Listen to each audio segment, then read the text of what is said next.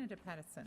Thank you, Madam Deputy President. Well, if we were playing Senator Cameron bingo, we'd have a full bingo card after that speech. All of the usual tired rhetoric, all the typical slogans from Senator Cameron that he wheels out every time this issue is raised, I was ticking them off one by one. Trickle-down economics, tick.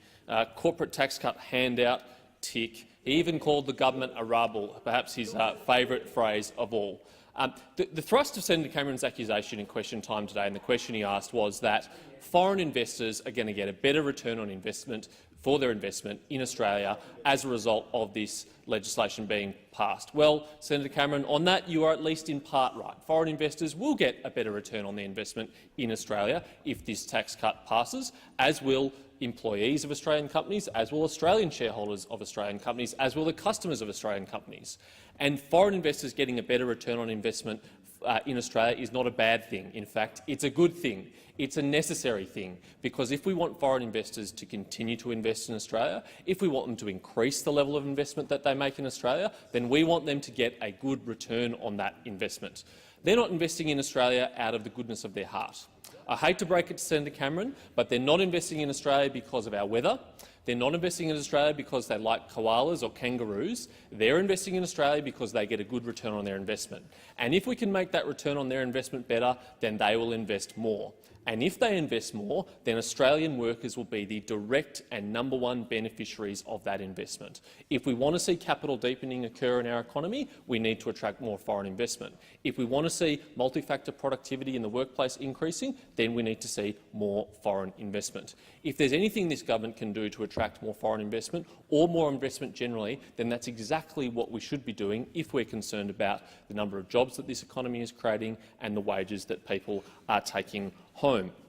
I want to address some of the other claims made in Senator Cameron's speech then, in particular his constant refrain that giving companies a tax cut is in some way a handout.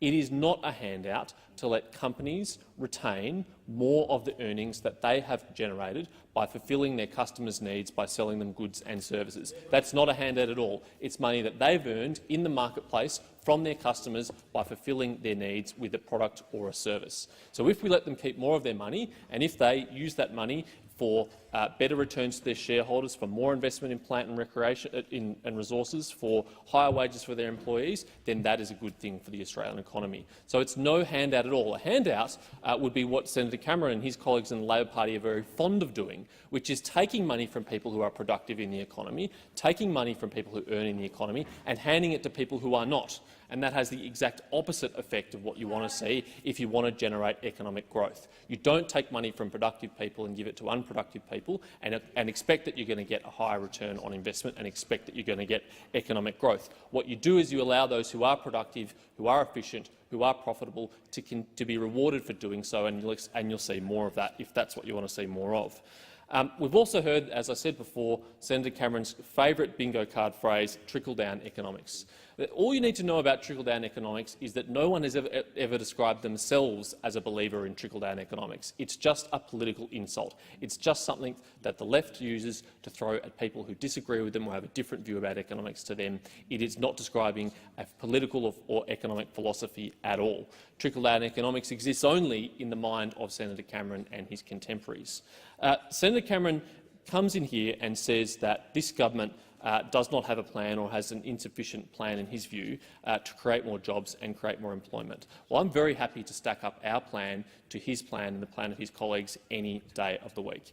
Our plan is to generate more investment in this economy, and as a result of that investment, for better wages to be paid and more jobs to be created. His plan and his colleagues' plan is to pass legislation to increase wages. Well, if it was that simple, everybody would do it. If you could just make this country a more prosperous place by passing a law, well, then you'd be the most prosperous place in the world, given the number of laws that we pass in this place.